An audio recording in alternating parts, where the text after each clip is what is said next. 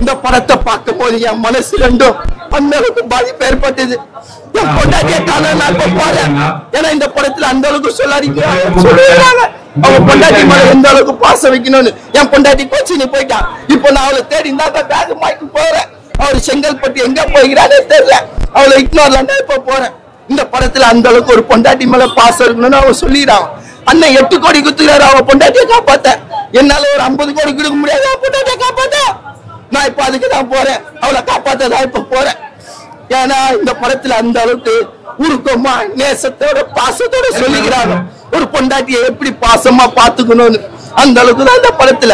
ஆனா அவ என்ன பண்றா, த்ரிஷா இன்னொரு கள்ளக்காதல கேட்கிறா. அவன் அண்ணன் இந்த அளவுக்கு பாசத்தை வச்சு நிற்கும் போது அவ கள்ளக்காதலி கேக்குதா? கள்ளக்காதலு 8 கோடி கொடுக்கிறாரு அவனுக்கோசம்.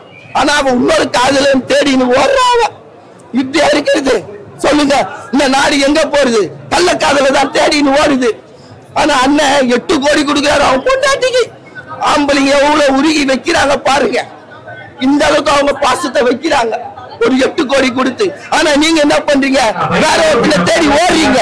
அது உண்மையா இது போல பண்ணாதீங்க. நானும் இப்ப தேடின்னு போறேன் என் பொண்டாட்டி. அவளுக்கு உடம்பு சரியில்லை, அதனால தான் இட்னு போறேன். நானு ரொம்ப உருகுல, ரொம்ப அந்த அளவுக்கு சென்டிமெண்டா இருக்கு இந்த படம். வேற மாரி அந்த பசு பாட்டு இருக்கேன் நல்லா ஆடுறா போல. சபரீபா சபரீபான்னு கலகிட்டா போல டான்ஸ். வேற மாரி படம் சொல்றதுக்கு எதுவும் வார்த்தை இல்லை.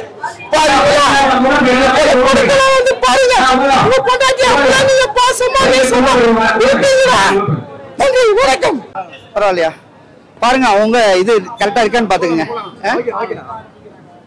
படம் வந்து 2 வருஷம் பயங்கர எக்ஸ்பெக்டேஷனுக்கு பின்னாடி வந்த படம் எப்படி இருக்குன்னு சொல்லிட்டு பார்க்கலாம்னு சொல்லிட்டு பார்த்தா படம் வந்து பாத்தீங்கன்னா ஆவரேஜான படமா போயிடுச்சு. அது காரணம் என்ன கேட்டீங்கன்னா கண்டென்ட் வந்து வெயிட்டா இல்ல. ஓகேங்களா? கார்ல வந்து அப்பா அம்மா வீட்டுல போய் விட்டுட்டு வரேன்னு சொல்லிட்டு 13 hour ஆகும் பஸ்ஸை பிடிச்சி போனேன்னா நான் கார்ல விட்டு வரேன்னு சொல்லிட்டு போறோன்னு பாத்தீங்கன்னா டோல்ல வந்து பாத்தீங்கன்னா பொண்டாட்டியை காணோம். எங்கே போனாங்க, எதுக்கு போனாங்க, அவங்கள போய் தேடுவோம் அப்படிங்கிறத கதை. இந்த கதை எப்படி அஜித்துக்கு பொருந்தும் நீங்களே சொல்லுங்க. இதுல என்ன கண்டென்ட் இருக்குன்னு சொல்லிட்டு எந்த தைரியத்தை எடுத்தாங்க? உண்மையிலே சொல்ல இந்த லைக்கா இருக்காங்களே அவங்க பாத்தீங்கன்னா கேம் சேஞ்சரை நம்பி அடுத்து வந்து பாத்தீங்கன்னா நம்ம இந்தியன் 3 எல்லாத்தையும் காசை போட்டு அழிச்சிட்டு அஜித் மட்டும் இருக்காரு என்கிட்ட பணம் இல்லடான்னு சொல்லியிருப்பாங்க போல இருக்கு. அப்ப என்ன செய்யறது? என் படத்தை எடுத்தோம்னா கிட்டத்தட்ட ஒரு 200 கோடி செலவாகும் மயில் சொல்லியிருப்பாப்ல. ஏதாவது இங்கிலீஷ் படத்தை எடுத்து விட வேற வழி இல்ல அப்படின்னு சொல்லியிருப்பாங்க. அவர் சும்மாவே ஆமாசாமி போடுறவர் தான் அஜித். சரி கதையை கேட்டிருப்பாப்ல, சரி ஏதாவது பண்ணுங்க அப்படின்னு ஓகேன்னு சொன்னாப்ல. அதுக்காண்டி கொஞ்சம் நடிச்ச மாதிரி இருக்கு. கண்டென்ட் மட்டும் எனக்கு கொடுத்துருந்தேன். 2 வருஷம் என்ன 5 வருஷம் வந்திருந்தா கூட இது டாப் மோஸ்டா போயிருக்கும். பெரிய லெவலில் வந்து 500 கோடி 400 கோடி 1000 கோடி எல்லாம் அடிக்காது. 250 கோடி போவோம். One time watchable. ஃபேன்ஸை கூட அந்த அளவுக்கு திருப்திப்படுத்தான்னு சொல்றேன். ஃபர்ஸ்ட் ஹாஃப் பொறுத்தவரை, செகண்ட் ஹாஃப் பொறுத்தவரை ஃபேன் பை மூமெண்ட் நிறையவே இருக்கு. படத்துல பெரிய ஹீரோன்னு சொன்னோம்னா அஜித்துக்கு அடுத்து நம்ம அனிருத் தான். இதுவரை அனிருத் இந்த மாதிரி மியூசிக்கே போடல. எந்த இடத்துல நம்ம வந்து பாஸ் பண்ணோம்னா பசங்க சவுண்ட் கொடுப்பாங்க. கரெக்டா ஃபைட்ல அடிச்சு நிக்கிறாங்க அஜித் கடவுளே அஜித்னா கரெக்டா மறுபடியும் ஃபைட் பிஜிஎம் ஸ்டார்ட் பண்றாப்ல கடவுளே அஜித். அந்த இடம்லாம் கணச்சு போட்டிருக்காப்ல. உண்மையிலே சொன்னேன் பெரிய தரம் வாய்ந்த மியூசிக் டைரக்டர் ப்ரூவ் பண்ணிட்டாப்ல. அர்ஜுன்லாம் வேஸ்ட் இந்த படத்துக்கு. மங்காத்தா பண்ணதுல 5% கூட பண்ணல. சும்மா இப்படி வராப்ல பான் பராக போட்டுட்டு தான் வராப்ல. அவர் செயலாம் மாற்ற மாட்டாரா என்னன்னு தெரியல. ஒண்ணுமே இல்லை. லுக் வைஸும் ஒண்ணுமே இல்லை. ஒரு ரவுடியை பார்த்த மாதிரியே இல்லை. ஆரவ் வந்திருக்காப்ல போறாப்ல. என்ன சொல்றது, நம்மளே பண்ணிருக்கலாமோ?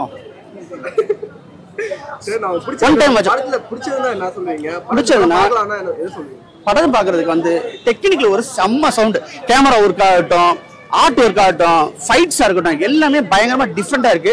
அதுதான் வந்து படத்துக்கு வந்து ஓகேடா நம்ம வந்து என்ன சொல்றது நெகட்டிவே கொடுக்க முடியாதுன்னு சொன்ன வச்சது காரணமே செகண்ட் ஹாஃப் தான். ஃபர்ஸ்ட் ஹாஃப்லயே நாங்க வெளியில வந்திருந்தோம்னா நிறைய கழிவுகளையும் ஊத்திருப்பாங்க. என்னடா பண்ணி வச்சிருக்கேன்னு சொல்லிட்டு அதெல்லாம் இல்லாத. ஆனா படத்துல பட்ஜெட்டே இல்லைங்க. படத்துக்கு பட்ஜெட் போய் சொல்றாங்க.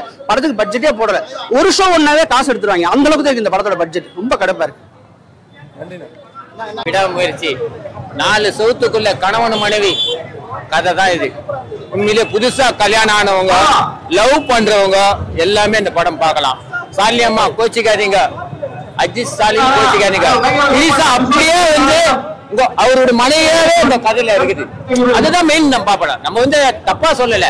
திரிசா எப்படின்னா அந்த அம்மா சாலினி அம்மாவுடைய கேரக்டராவே இவங்க எடுத்துக்கிறாங்க.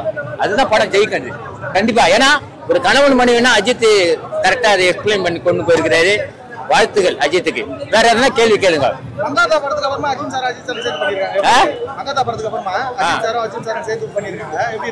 அது வேறங்க. கேம் கேம் கேம் கேம் மணி மணி மணி மணி மணி. இது குடும்பம் குடும்பம் குடும்பம் குடும்பம் குடும்பம் குடும்பம். அது வேற ட்ராக், இது வேற ட்ராக். இது கணவன் மனைவியுடைய கேரக்டர் நான் சொல்றேன். அது மங்காத்தா, அது சீட், அதுக்கு போவானா.